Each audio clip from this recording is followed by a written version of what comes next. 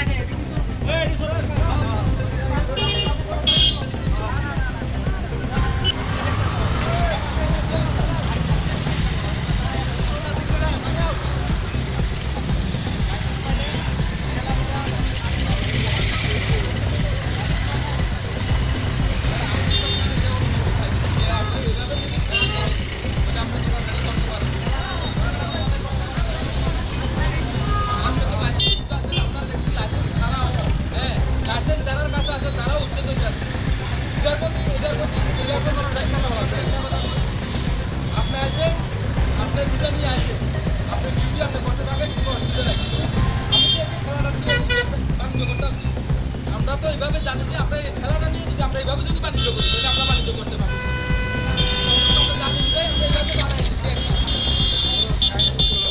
আমরা এই যে আমরা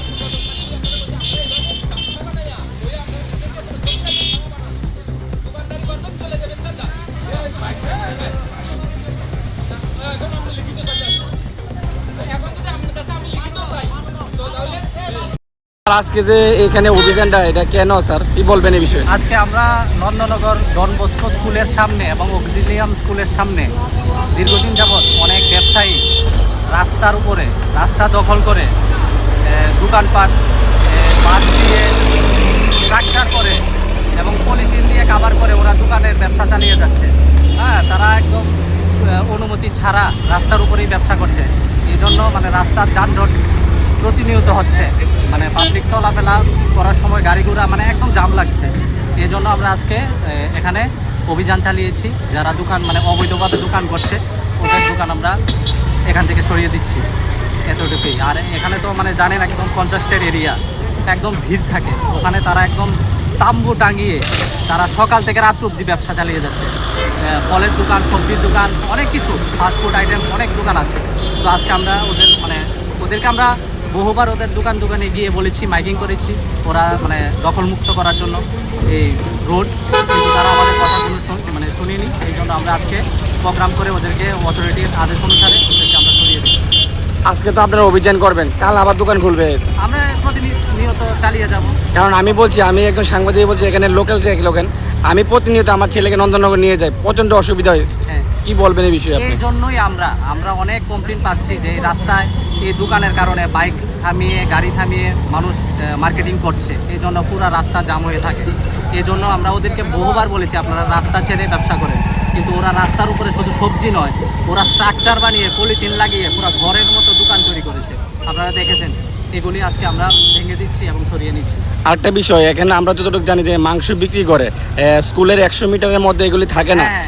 এগুলি তো কি হয়, আপনারা অভিযান করবেন, কিছুক্ষণ পরে তারা মাংস বিক্রি করে রাস্তা, এটা এই বিষয়টা আপনি কি বলবেন? আমরা রাধানগর ব্রিজে আগে মানে দীর্ঘদিন মাংস ব্যবসা- না, আমি ওটা বলিনি, এখানে কথা বললাম। এখানে আমরা এখানে ডন বস্কো এবং অক্সিলিয়ামের সামনে 2-3 মাস আগেও মাংসের দোকান ছিল।